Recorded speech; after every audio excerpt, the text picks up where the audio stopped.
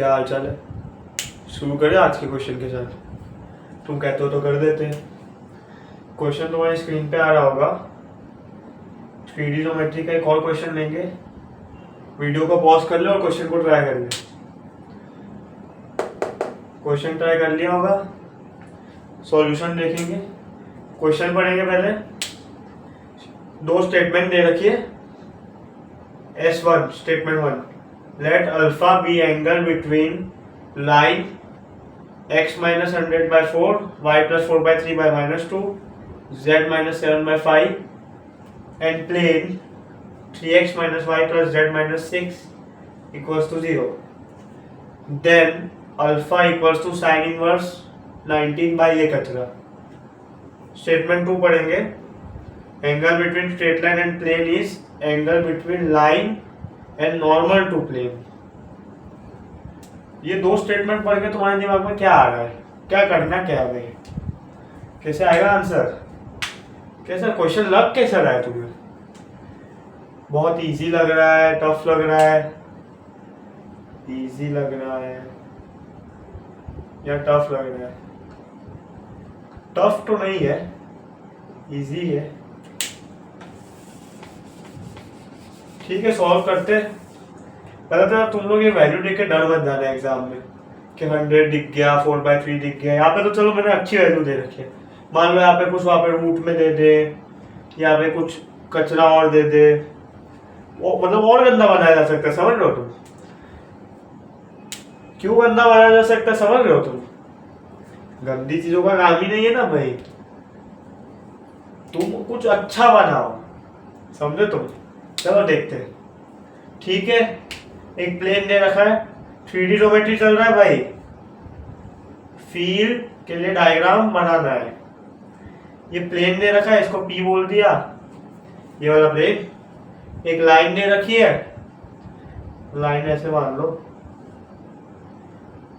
ये समझे ना तुम कैसे जा रही है लाइन? यहां से पास हो रही, ठीक है। एक लाइन दे रखी है, उनके बीच का एंगल अल्फा मान लेते हैं। एंगल निकालना सबको आता होगा। प्लेन का नॉर्मल बनाते हैं। ये परपेंडिकुलर होता है इससे, प्लेन से नॉर्मल है भाई।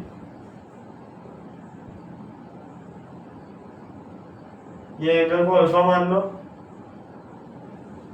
Alpha angle between plane and line, alpha.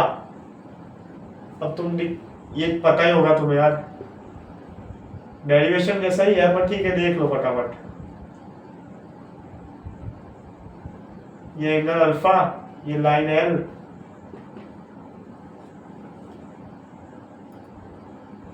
ये एंगल 90 था, ये भी 90 होगा पूरा।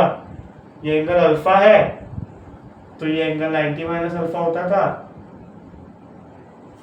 अल्फा निकालना है, पहले 90 माइनस अल्फा निकाल लो। ठीक है, 90 माइनस अल्फा क्या है? दो लाइन के बीच का एंगल। दो लाइन के बीच का एंगल निकालने का मस्त तरीका याद है तुम्हें? क्या करते थे?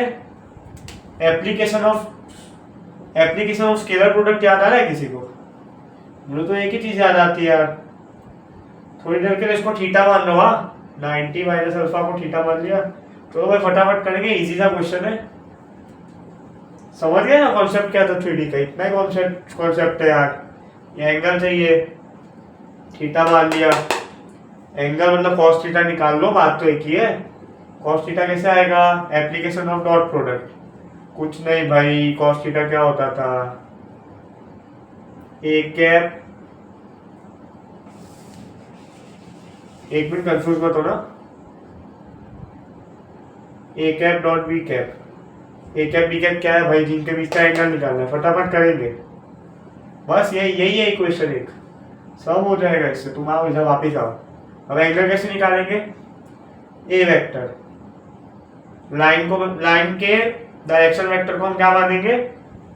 ए वेक्टर या ए कैप कह लो, बात तो एक ही है। बात समझे क्यों एक है? नहीं ये तो बना लेंगे। ठीक है, 4i cap minus 2j cap plus 5k cap. कौन सा एग्जाम दे रहे हो तुम? ये सब बिट सेट के लिए चल रहा है भाई। स्पीड जरूरी है, 3D फॉर्म में लिखो फटाफट और निपटा दो। मॉड लिखना मत भूलना, इसका मॉड लेना आता है। इसका स्क्वायर 16, इसका स्क्वायर 4, इसका स्क्वायर 25, तो इसका मॉड कितना आ जाएगा, √45। खो मत जाना भाई, साथ साथ देखते रहो। बी वेक्टर बी कैप, इसका नॉर्मल वेक्टर ढूंढो पहले। नॉर्मल वेक्टर दिखा है सबको, 3i cap minus j cap plus k cap, 3 -1 1। इसका मॉड ले लो यार, फटाफट लो। इसका 9 होगा स्क्वायर, इसका 1 और 1 √11। सॉल्व करो फटाफट। समझ आ गया तो आंसर बता देना मुझे। 12 + 2 + 6, 14 + 6, नहीं एक मिनट रुको, ये 5 है ना, सॉरी। 4 × 3 12, 2 + 5, 12 + 2 14 + 5 मल्टीप्लाई करोगे 450 + 45, शायद 495 आ रहा होगा अंडर रूट के साथ। क्या आ गया, 19/√495। भाई अब तुम थोड़ा समझ लो यार, जगह कम है। ऐसा क्या करते हो, सब कुछ लिख पाओगे यार तुम, मेहनत बहुत करवाते हो तुम। चलो वापिस आओ, भूल जाते हो बार बार। ठीक है, हमें क्या मिला, थीटा। हमें क्या निकालना था, अल्फा। थीटा को लिख दो 90 - अल्फा यहां से। अब यार ये कोई इक्वेशन नहीं है यार, ये मतलब थियरी का ही पार्ट है, कॉमन सेंस है। जिसको नहीं आता वो देख लो। थीटा ये हो गया, हमें क्या चाहिए, अल्फा। हमेशा याद रखना, एम को एक तरफ, बाकी का चला एक तरफ। एम क्या है, अल्फा। 90 - थीटा। एक काम करो, एम को अलग करना होता है, इधर मत करो तुम। थीटा दे रखा है ना भाई, ये है ना थीटा, इसको यहाँ पुट कर दो। कॉस ऑफ थीटा की जगह 90 - अल्फा, वो ये कचरा हो जाएगा। कहाँ से आया वो समझ आ रहा है, हमारे से नहीं आया भाई, सॉल्व किया मेहनत से, डिराइव करवाया पूरा तुम्हें। चाहता तो फॉर्मूला लिखवा देता, थ्योरी में होगा यार तुम्हारी। ठीक है, कॉस 90 - अल्फा क्या होता है, बचपन से हम जानते हैं, साइन अल्फा। साइन अल्फा आ गया, अल्फा क्या हो जाएगा, साइन इनवर्स ले लो, साइन इनवर्स वाला अल्फा। मतलब तुम यार सब कुछ लिखवा के मानोगे मेरे से। समझ आया क्या किया, ये वाले को इनवर्स ले लिया, आ गया होगा समझ।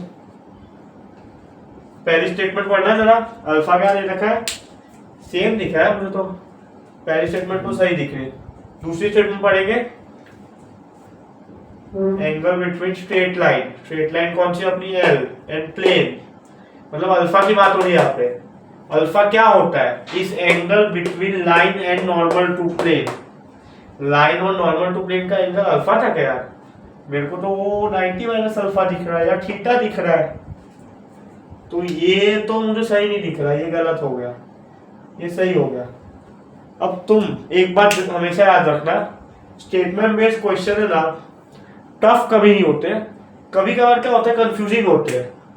अब यार तुम्हारे पास टाइम होता नहीं है एग्जाम में, तुम फटाफट तुम्हें जल्दी होती है एकदम, तुम क्या करते हो, कभी कभी ऐसे ये क्वेश्चन पढ़ा, कोई गंदी वैल्यू देखी, सोचा बाद में कहूँगा, छोड़ दिया।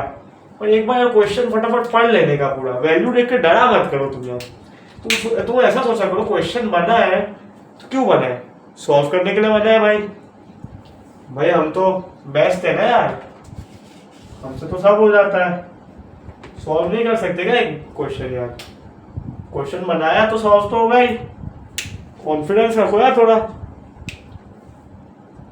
बिट्स पिलानी जा रहा है ना CSE, हाँ वापिस आ जाओ। ठीक है, अब इधर मान लो क्वेश्चन थोड़ा बदल देते हैं। स्टेटमेंट 2 में ऐसा दिया होता, यहाँ तक सेम, बिटवीन के बाद सेम नहीं, यहाँ तक इस तक सेम, उसके बाद एंगल से पहले होता है इस complement of angle between. Complement समझते हो, कॉम्प्लीमेंट यार बचपन में एक चीज थी, तो एंगल है A + B, कॉम्प्लीमेंट्री है, मतलब उनका सब 90 होगा। अगर यहाँ कॉम्प्लीमेंट होता तो कॉम्प्लीमेंट से तुम क्या इंटरप्रेट करते?